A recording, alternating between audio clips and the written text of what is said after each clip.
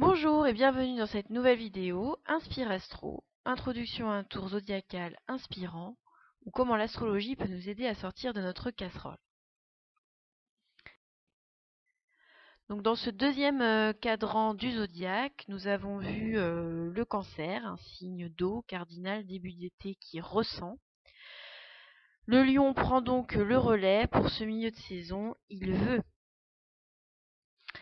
Alors son signe de feu en mode fixe et donc milieu d'été nous fait ressentir la chaleur du soleil.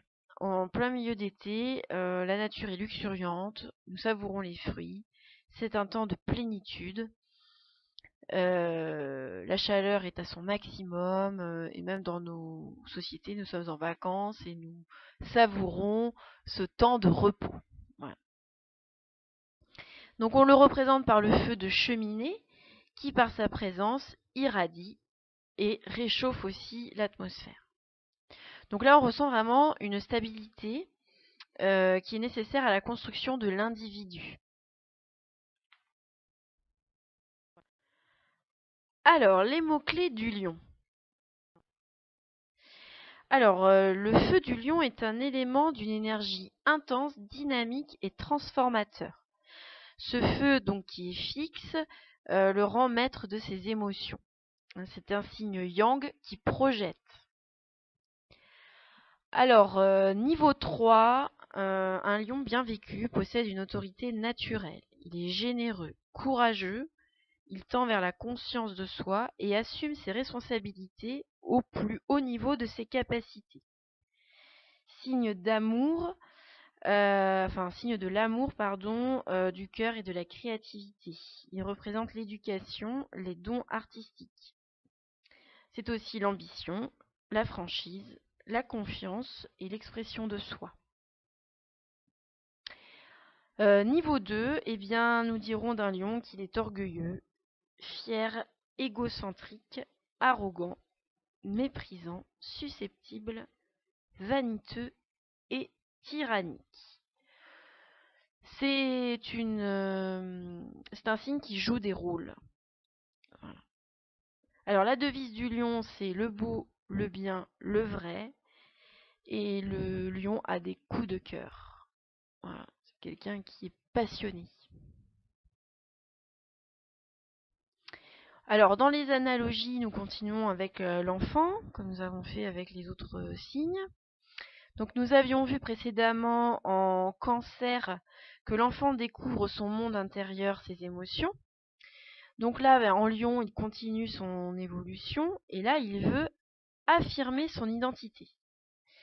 Hein, on va dire dans les âges de 7-8 ans à peu près, on a conscience de ce que l'on aime. Hein, on ne craint pas de se positionner face aux autres. Et à cet âge-là, on croit être le maître de son monde. On est sûr de soi. Voilà, donc ça donne un peu le tempérament du signe lion, qui est vraiment, et on le comprend maintenant, vu la place qu'il a dans le zodiaque, cette phase est importante parce que là, le lion, il construit son identité. Hein. Donc l'individu a besoin de cette phase-là, pour construire son identité, et a besoin de cette énergie-là. Et bien sûr, bien ou mal vécu, souvent on voit du lion cette fierté, cet orgueil. Au final, c'est surtout que le lion est empli de noblesse de cœur et qu'il veut toujours faire mieux, toujours aller plus haut. Voilà. Et c'est une force chez lui, ce qui peut aussi devenir une faiblesse, bien entendu, se retourner contre lui. Alors, qu'est-ce qui peut le frustrer, le limiter et le figer? Le faire se sentir comme un lion en cage. Eh bien, c'est en croyant que l'amour se mérite et que cet amour est proportionnel à son attractivité. Ce qui génère, ce qui va créer une peur. C'est même pas ce qui va créer, c'est que le lion a peur de ne plus être aimé et donc de perdre de son éclat. Donc vraiment, là, il a une croyance que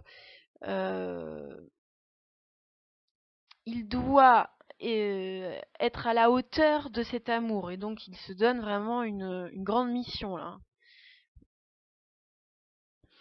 Donc, le lion, pardon, veut se démarquer pour briller.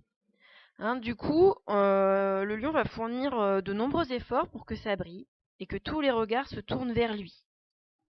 Voilà. Il veut être irréprochable, d'accord? Et du coup, il met de la noblesse dans ce qu'il entreprend et veut que cela soit reconnu. C'est une force, mais quand il commence à être obnubilé par cette irréprochabilité, être parfait, sans faille, etc., il commence à tomber dans son niveau 2 parce qu'il recherche la reconnaissance de l'autre pour se sentir aimé. Donc là, on voit le processus se mettre en place pour le lion. Et ça vient nourrir sa peur. Hein. Voilà.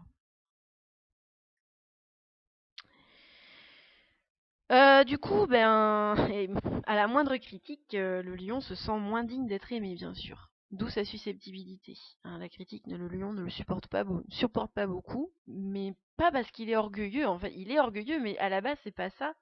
C'est vraiment parce que pour lui, si on critique ce qu'il a fait, bah tout de suite, il n'est pas, ce n'est pas mérité du coup. Il mérite pas d'être aimé.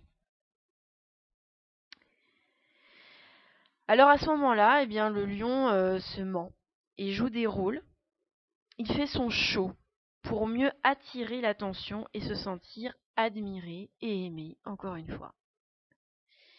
Et donc plus il ment aux autres et à soi, moins il se respecte.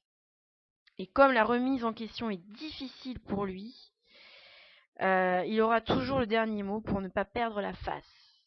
Voilà. Donc là, on voit, il rentre dans son processus. La casserole là est en train de bouillir. Il s'enferme dans sa cage là parce que il va être admiré par les autres, mais petit à petit, les barreaux se construisent autour de lui et il va vite se sentir enfermé. Parce que là, il se dénigre complètement en fait. Il veut pas accepter qu'il ait tort. C'est difficile pour lui. Parce que s'il a tort, c'est qu'il n'est pas quelqu'un de bien et c'est qu'il n'est pas digne d'être aimé. Sauf que le lion a une énergie puissante et émettrice, puisque c'est un signe yang, on l'a vu tout à l'heure. Donc les signes yang émettent, ça projette vers l'autre. Donc du coup, eh bien, notre lion se trouve aveuglé par sa propre lumière. Et aveuglé par cette lumière quand même puissante, parce que c'est ce qu'il possède, eh bien, il ne peut voir ou percevoir l'amour des autres, tellement occupé à ça. D'accord ? Ce qui va engendrer un besoin de briller encore plus grand, des efforts encore plus nombreux pour mériter l'amour des autres. Sauf qu'il est encore incapable de le voir puisqu'il est tout occupé à se faire remarquer.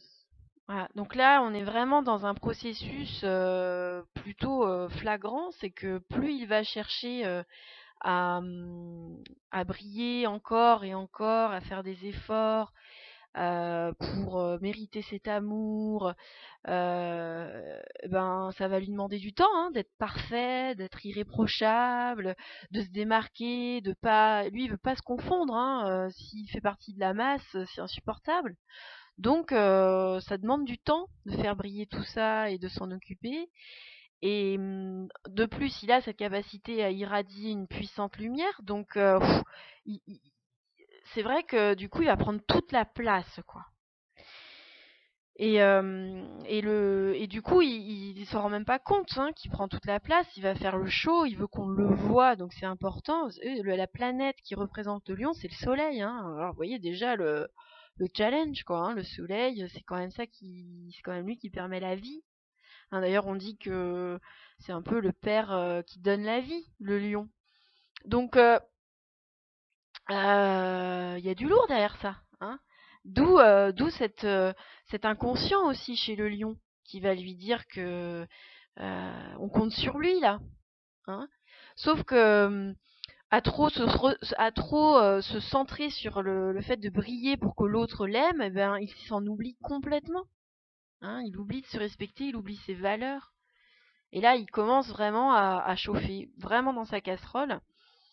Et là, on arrive à un niveau 3 vraiment très mal vécu qui le mène en fait à devenir avide de pouvoir. Et là, amour ou pas amour, le lion, il y est plus. Hein. Là, il est le pouvoir, c'est ça qui va faire que les projecteurs vont être sur moi. Donc, il va rechercher à avoir cette puissance. Hein. Donc, ses valeurs personnelles, eh bien, sont oubliées. Hein, et au profit de sa puissance. Et du coup, arrivé à ce niveau-là, il peut plus attirer, il ne peut plus attirer à lui que des êtres sans lumière, puisqu'il est dans cette avidité de pouvoir. Du coup, il va attirer des gens qui vont venir, qui vont être attirés comme des mouches là, ou comme des papillons de nuit sur les réverbères. Mais bon, l'intention, elle n'est pas d'amour là. Hein, l'intention est de peur finalement, puisque par peur de ne pas être aimé, le lion préfère s'oublier, ne plus se respecter et rester sur ce côté superficiel et chaud qui peut lui donner une apparence de confiance en soi et de chef inné, sauf que bah, en fait il perd de sa prestance. Et là, il est dans sa cage, derrière ses barreaux, et tout le monde le regarde. Euh, et oui, on le regarde. Mais lui, dans quel état il est, dans son estime personnelle, y a plus grand-chose là. Alors du coup, comment peut-il retrouver son élan, notre lion, et sortir de sa cage? Et retrouver toute sa prestance? Eh bien, en tendant vers la simplicité. Alors, plus il va accepter qu'il est un humain faillible et imparfait, conscient de ses points faibles et de ses points forts, ben, plus il va tendre vers cette simplicité. Hein, il faut accepter, le lion a la difficulté à accepter que oui, il a des failles, oui, il est imparfait, mon Dieu, c'est une catastrophe pour un lion. Oui, il n'est pas le centre du monde. Comment ça, moi, le lion, je ne suis pas le centre du monde. Voilà. Donc ça, c'est un petit peu difficile au début à accepter pour un lion. Mais c'est la vérité. Voilà, ça reste un humain. Et il fait l'expérience d'une phase du zodiaque, là. Donc il n'a pas à se prendre pour le lion. Du coup, à partir de ce moment-là, il cesse de jouer des rôles. Là, on arrête la machine, là, il arrête de se mentir, il arrête de faire comme si il gérait tout et qu'il avait confiance en lui. À partir du moment où il conçoit que ben ouais, j'ai des failles et je suis imparfait, et bien là, il arrête le jeu. Et du coup, il comprend que son affirmation passe par la reconnaissance de lui-même et de ses valeurs personnelles. Et là, on inverse la vapeur. On n'est plus du tout dans un lion qui va rechercher la reconnaissance de l'autre. On est dans un lion qui va retourner en son centre en s'affirmant. Et son affirmation, c'est comment je me reconnais en tant que lion et quelles sont mes valeurs personnelles. Puisque quand même le lion est quelqu'un de très noble et donc il a des valeurs personnelles très fortes. À ce moment-là, il se légitimise et se valide, mais tout seul. Il n'a besoin de personne pour venir valider qui il est. Il se respecte et écoute son cœur. Et ça, c'est très important pour un lion. Écouter ses désirs, ses envies, ses élans du cœur, ses coups de cœur. C'est comme ça que ça fonctionne pour un lion. Et là, il faut qu'il ait confiance en ça. Hein, c'est un peu son étoile du Nord. Et plus il va écouter son cœur, et plus il va se respecter. Parce que c'est quand même le signe de l'amour donné. Donc imaginez le lion qui part en quête de son Graal intérieur et qui revient conquérant pour le redistribuer. Hein. En partant de son centre, il apprend à se faire confiance et à reconnaître sa puissance intérieure et sa créativité. Et là, ça se passe dans son intimité, en secret. Hein. C'est vraiment dans son, oui, dans son intimité. Hein, et en même temps, on se souvient bien que nous sommes toujours dans dans la partie inférieure du zodiaque par rapport à la ligne d'horizon. Nous sommes en dessous de cette ligne d'horizon. Donc nous sommes toujours dans la construction de l'individu. Là, on n'est pas dans la rencontre de l'autre encore à ce moment-là dans le zodiaque. Donc on comprend pourquoi le lion doit se construire dans son intimité, dans son intérieur. À ce moment-là, quand il apprend à aller chercher cette puissance intérieure et sa créativité, parce que le lion est très créatif, eh bien, il va découvrir qu'il a beaucoup de trésors cachés. Et du coup, il va s'impressionner lui-même dans ses créations. Ça va plus être « je fais les choses pour impressionner l'autre », mais ça va être « je fais les choses et je m'impressionne parce que je ne pensais pas être capable de ça ». D'accord ? Et à ce moment-là, eh bien, il va nourrir son amour-propre. Et là, il cherche plus à plaire aux autres. Du coup, il va se satisfaire de sa force intérieure et il va s'aimer. Il va nourrir cet amour de lui. Donc là, moi, je trouve que c'est ce qui est très fort chez le lion, c'est que souvent le lion est très peu conscient de sa créativité, de sa valeur et de ce qu'il peut créer, de ce dont il est capable de création. Quand il commence à vraiment revenir à lui et à s'intéresser à cette partie-là, et ça fait partie de la construction de l'estime de soi, et bien du coup, il devient très fort et très puissant, parce que là, il se construit de l'intérieur. D'accord ? Donc à ce moment-là, il irradie depuis son centre. Et du coup, sa présence réchauffe les autres autour de lui. Parce que là, il n'y a plus de recherche de reconnaissance de l'autre.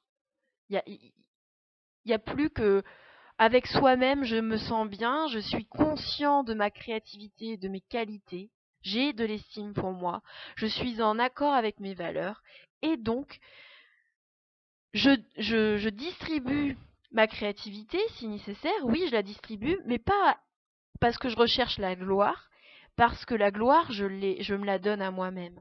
Je le distribue parce que c'est le cœur qui le donne, et j'ai envie de vous faire partager ça. Et à ce moment-là, par cette présence-là, là, il y a une présence qui se met en place, et là, le lion rayonne et attire à lui les gens qui sont à la même vibration que lui à ce moment-là. Et comme il est dans une vibration d'amour, bien autant vous dire qu'il attire à lui des êtres qui sont dans cette lumière-là et qui veulent et qui qui vont s'inspirer du lion. Le lion va toujours parler de lui, mais pas dans une intention vraiment d'orgueil, vraiment dans l'intention de ben voilà, par mon expérience, je vous montre moi par quoi je suis passée. Et souvent ça parle aux gens. Quand le lion parle de lui, ça parle aux gens. Et ça, c'est une part du lion à accepter aussi. Hein, et c'est ce qui est peut-être le plus dur pour un lion. Bien vécu.